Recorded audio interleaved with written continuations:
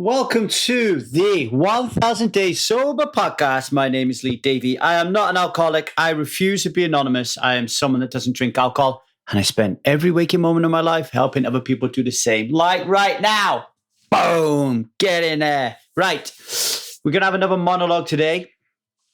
I just want to say at the outset of this that, look, I'm finding that my 4-year-old Zia, my 4-year-old daughter Zia, she is my biggest teacher at the moment. Like, I'm really understanding how much that we can learn from our children and how their testing of us, and obviously they're not testing us, but that's a story that we create in our mind, is a good thing. Because very often we say to ourselves, it's particularly in our relationships with those that we share a bed with. It's like we know rationally and logically how to behave, but we don't put it into practice. We don't have, the ability to practice. We're just always, the only time we practice is when we're in conflict. But with our children, particularly our toddlers, they're challenging us every minute of the day.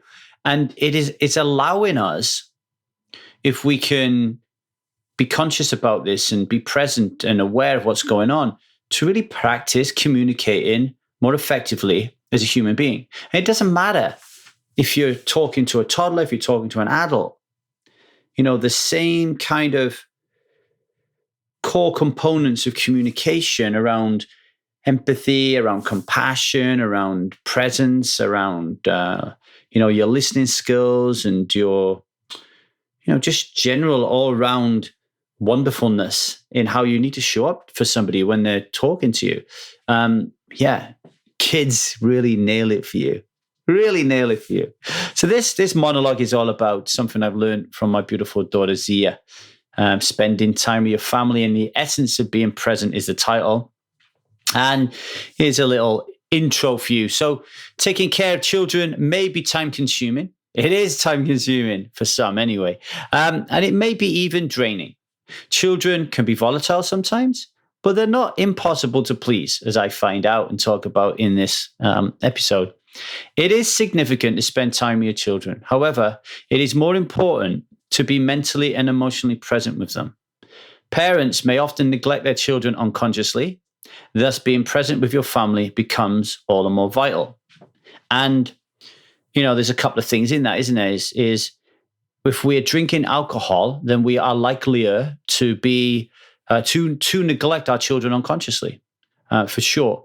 Also, if we are drinking alcohol, we are likelier to be a little bit more ratty with them and not really be able to communicate and hold space with them. So that's important. And flip that over, the more you can be in pure, pristine presence with your children, the less likely you are for your emotions to shoot through the roof and you to want to turn to alcohol anyway, right? In this episode, I, Lee Davey, share the moment I spent with my daughter Zia around look, and I narrate the instances where Zia is craving my attention. And I admit in this episode that I often don't like this, but eventually came to terms with the importance of being present and spending time with my child. Do you ever feel like taking care of your child takes a toll on you? Well, if yes, then this episode is for you. And we're going to cover my learnings and reflections as a father, pushing the edges of our thought process and our introspection, understanding the place of usness and creating teams with our children, raising your consciousness and your levels of communication, raising children without throwing shame bombs onto them, strengthening vulnerability, and most importantly that I learned, learning to say yes. So I am very shortly going to leave you in the capable hands of myself talking about my daughter. But before I do that, if you want to learn more about these concepts, about these the subtleties and the nuances in our relationships that lead to us drinking alcohol, or understand more about the devastation that drinking alcohol is wreaking in our relationships, particularly with our children, and you want to be a role model and you want your children to grow up having a much healthier relationship with alcohol, yes, it is unusual that they will grow up not drinking, even if you don't drink, but definitely having a much healthier relationship through those crucial teenage years. Then you need to be a role model for them. You need to be someone who doesn't drink alcohol. There's no better place on the planet right now than to come along to 1000 Days Sober and strive and do that. We have a workshop on January 22nd. I'm going to be sharing my tools and tricks of the trade that help me become someone that doesn't drink alcohol in my masterclass. That's going ahead on January 22nd. And we will be running a group workshop starting on the 31st of January. And that's going to run for 6 months. And that will be the Strive Method for Addictions. It's amazing. It's incredible. We can get you, just get over to the website, www.1000dayssober.com, and have a look around and find a way in. And if you're struggling or get stuck, then email us at 1kdayssober@gmail.com. That's the number 1kdayssober@gmail.com. All right, here we go. Let's talk about kids. Much love, everyone. What a wonderful job I have. One of the best jobs in the world. Helping people to overcome that shit. To not have to drink that shit anymore, and to take control of your life. And to not just take control of your life, but to fucking mold it and really get it to be really juicy and amazing and wonderful. I gotta admit, folks, I go up and I go down. I'm like a roller coaster. But right now, at 45 or 46 or whatever the heck I am in the best shape of my life. Physically, mentally, psychologically. That is the same as mentally, sexually, spiritually. I'm just absolutely riding a wave, which is so big, even big, tough surfers wouldn't get up there with me. I'm really loving life at the moment. And it was all because over 10 years ago, I decided to be someone that doesn't drink alcohol. And every day now I'm waking up and it's amazing. It's beautiful. Life is wonderful. Wonderful. I'm learning so much lately. And, this all started out with me just kind of like helping people through my own life journey. Like whenever I fucked up, I wanted people to know about it. Whenever I celebrated, I wanted people to know about it. Kind of hoping that people can pick up along the way and learn from my mistakes and learn from my successes, right? And, when I reflect upon how wonderful I'm feeling at the moment, it's worth pointing out that in the past 10 years, without a doubt, I have felt this way before. So I have continually uplifted my existence in the last 10 years. And 10 years is a long time to have quit alcohol and to now be touching upon certain aspects of life, which are going to be like, just take me to the next level. And it took me 10 years to get here. So for those of you who are just verging on the thought process of being someone that doesn't drink alcohol, or maybe you have been someone who doesn't drink alcohol for a number of years, and you're still kind of like, well, my life isn't as great as it should be, then don't worry about it. Be patient, be compassionate, and get into the guts of something like 1000 Days Sober. Join the Strive Method for Addictions group workshop. Contact us for personal coaching, right? Join the Strive subscription. Join our workshops, okay? And we'll help you to and guide you to really do some wonderful stuff. Really do some wonderful stuff, okay? And one of the things that I really pride, I have a massive sense of pride when it comes to our little gang, our little family, is how we push the edges. So what I mean by that is when you improve your life, and you keep improving your life.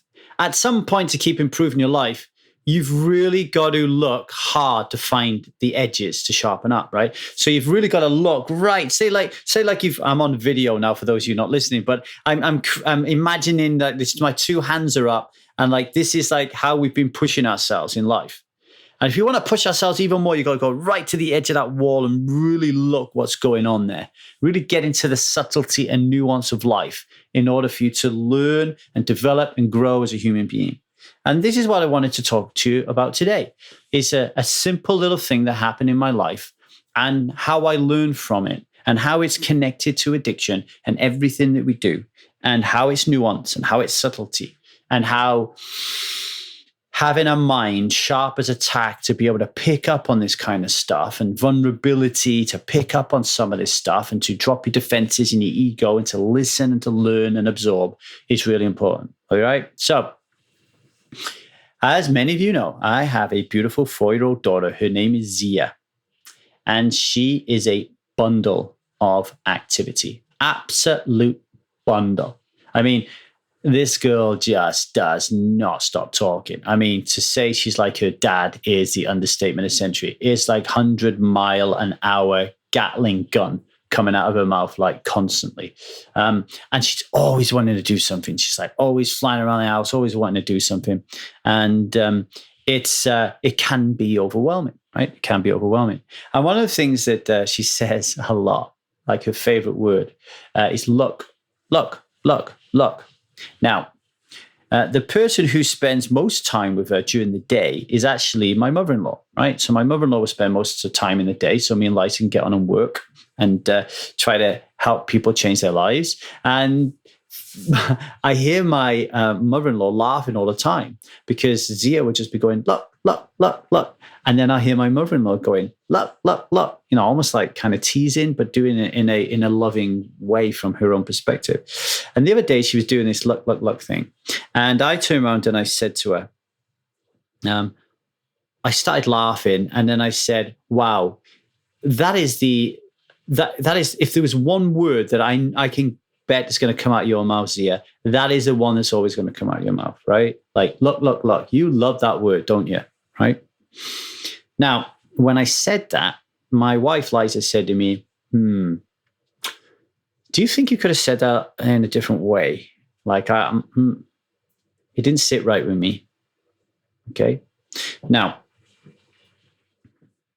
if I am operating below the line in that moment, if I am coming from a place of drama, if I'm feeling like my cup is half full, right? Like I haven't got a lot of capacity to be conscious and be present and to live from an inside out kind of infrastructure.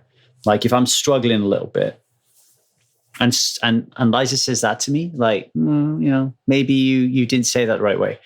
My reaction normally is to feel shame as a father and then to try to offload that shame to her. Okay. And I've talked about this a lot that, in the way that I do this. Let me just turn my phone off because it's ringing. But this day, because I'm growing and I'm evolving and I'm feeling tip top, like I'm telling you, I was able to listen to her say that and then to say, okay, let me think about that. And then I was able to say, you know what, you're right. You're right. It's not something I should say to her. Okay. So that in itself is a massive growth moment for me. And I think a massive teachable moment is when our partners, so typically women feel anxious and afraid, and then they communicate with their husbands out of anxiety and fear. Could be around money, could be around sex, could be around their relationship, could be out who puts the bins out, could be out parenting, could be anything, right? They come out of anxiety and fear, and then that triggers the shame in the man. And then the man either stonewalls or reacts angrily, or many other kind of like negative responses. And then that increases more anxiety and fear in the woman, and on it goes, right? So it really helps when your partner says something to you to be tuned in to that place of love, that place of usness. And I was reading something in How to Improve Your Marriage Without Talking About It. They were talking about, imagine you're connected to your wife, like you're connected to her, or you're connected to your husband. And it's like this love flowing between you, right? So when they're having a pop or they're having a go, just realize that it's coming from a place of love. And instead of defending and being judgmental, ask questions and be curious. Oh, you think that? Tell me more about it, and be willing to be open up to, not even be willing to open up to the possibility that you've done something wrong, but actually lead from the likelihood that the other person giving you that feedback has something is really giving you some really useful feedback, right? So I think that's really important. So then I'm thinking, what's going on here? So me and my mother-in-law, by joking around and kind of like, ridiculing in a way that she keeps saying, look, what we're doing is we are building within her a reaction that says, if you say, look to your adults, they're going to take the piss out of you. And Zia, at 4 years of age, she don't like it when you take the piss out of her. She doesn't like it when you call her names. She doesn't like it. She knows she's switched on to those type of things. And I've also seen her develop and go into behaviors around embarrassment and shame, and particularly in terms of not wanting to fail, not wanting to do something wrong, not wanting to do something where there's going to be perceived reaction that she's going that links into her, I've done something wrong. As a human being, I'm not operating on the right way here, the right kind of wavelength. So, me and both her mother-in-law, but let's just pick on me for the moment, right? I need to be more conscious when it comes to the way that I talk to my daughter, all right? And understand that very often, some of the things that come out of my mouth, some of the smut, some of the innuendo, some of the passive aggressiveness, some of the jokey, humorous comments that I make, some of the sexist comments that I make, all this kind of stuff that comes out of my, I call it my smut, right? It comes from observing my father behaving in that way, right? That's where it comes from. I grew up in a household where I would say to my dad, "Where's my mum?" And he would say something like, "She's run off with a black man," or "She's upstairs putting her war paint on," or "She's upstairs putting her polyfiller in." That was just the way it was. And I don't think for any minute my dad was racist or trying to deliberately be sexist, but that's what it was. It's smut, swear words. There was not really a focus on the power of words and how words can actually cause harm to people, right? So I know that's where it comes from, and I know that I have that about me. So I need to be open to feedback when people, particularly Liza, who are brave enough to say, "Lee, hang on a minute, I'm not quite sure you should have said that," to take that on board. When I say brave enough to say that, I've got to have a conversation with my mother-in-law and say, "Hey, when Zia says, look, there is a likelihood if you react the way you're doing that she could start to feel ashamed of that and not do that anymore. And that could have some detrimental impacts on her growing up."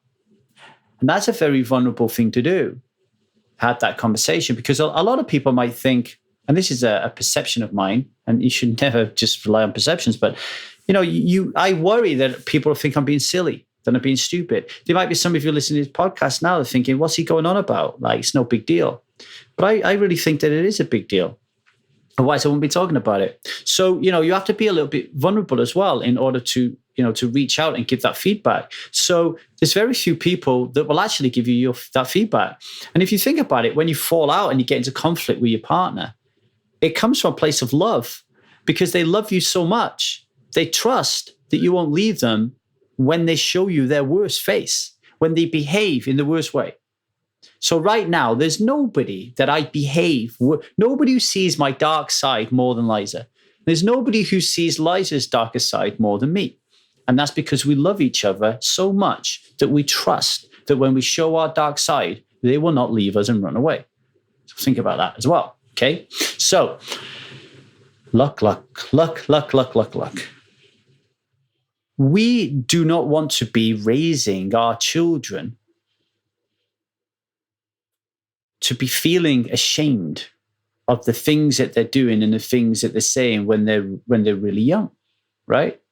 We don't want to be doing that, because I think that in doing that, we are in some way nudging them towards that realm, that vast realm of not being good enough, not fitting in.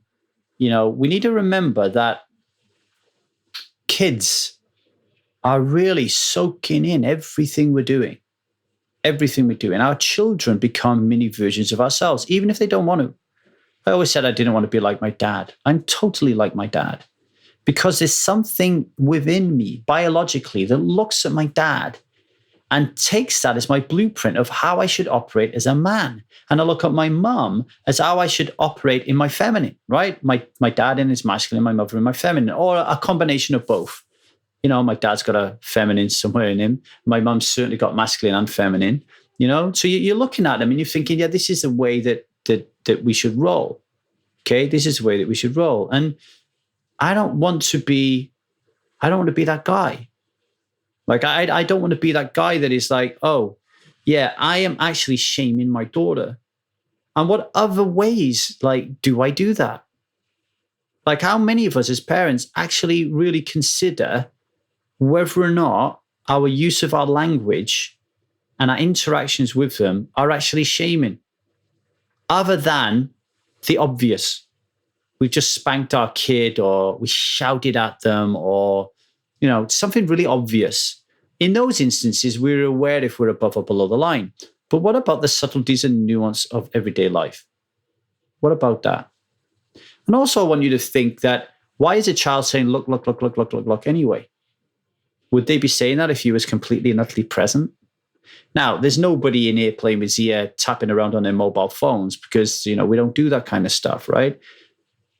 But are we really present? The kids know.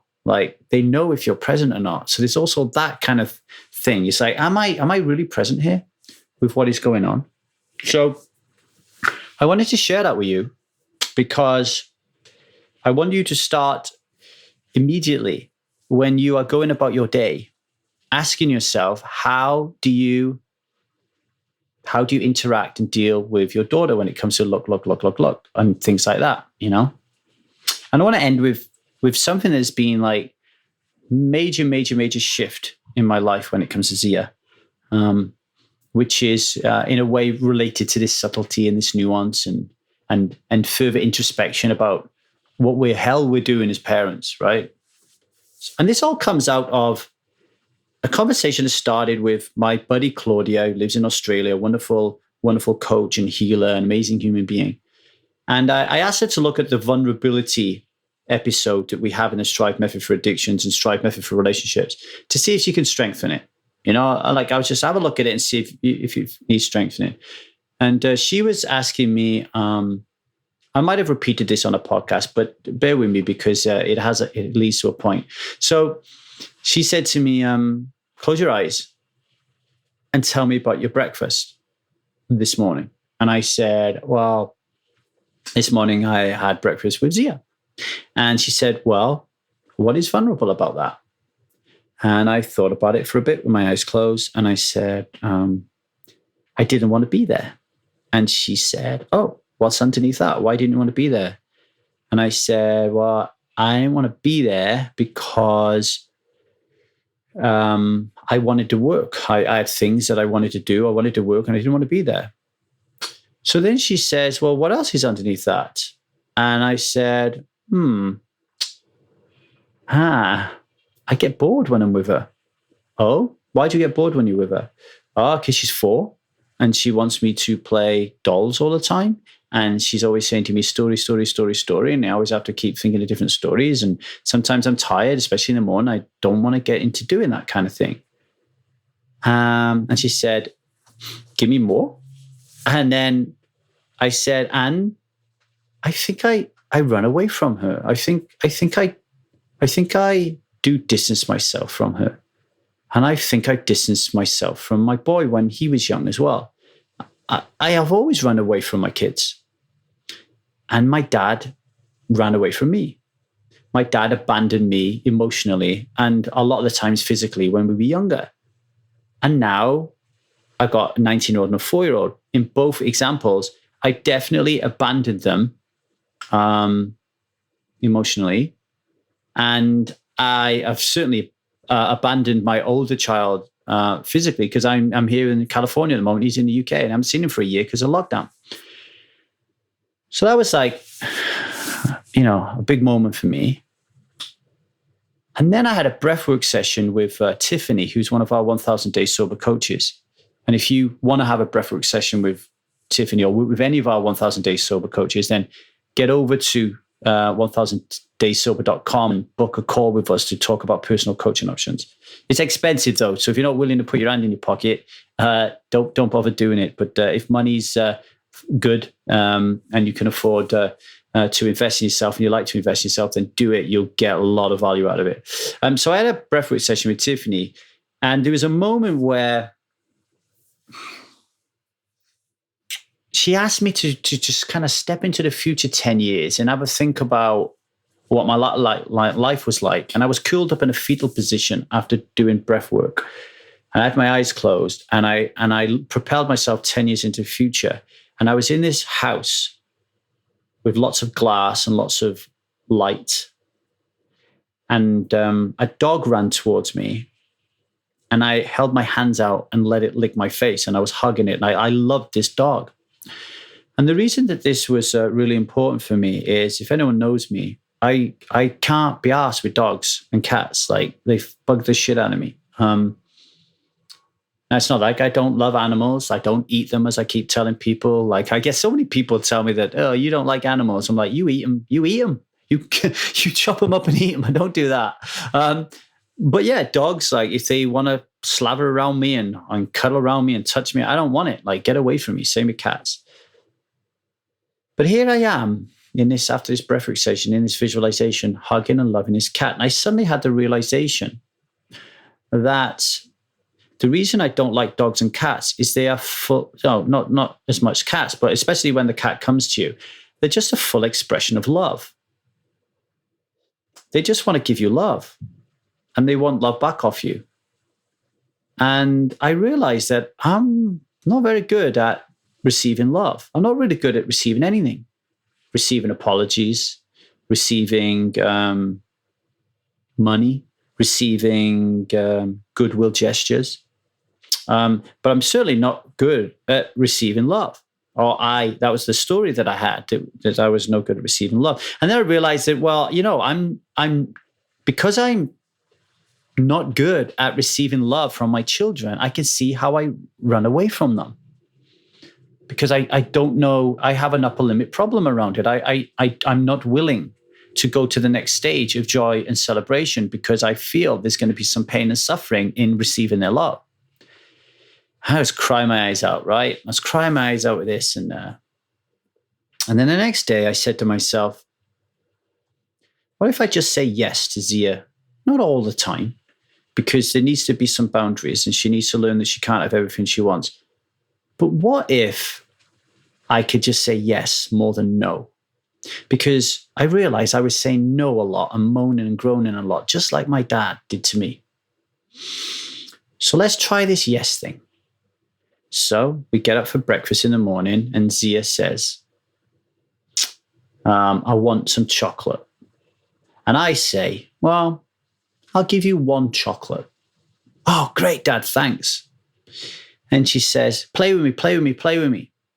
And normally I would say, no, we're going to brush your teeth, we're going to wash, we're going to make you some food and breakfast, and then we'll play. And what happens when I say that is she cries and she has a tantrum and a fit and et cetera, et cetera. But this morning I said, okay, I tell you what, we'll play for 10 minutes. And then at the end of that 10 minutes, we're going to brush your teeth and do our routine, right?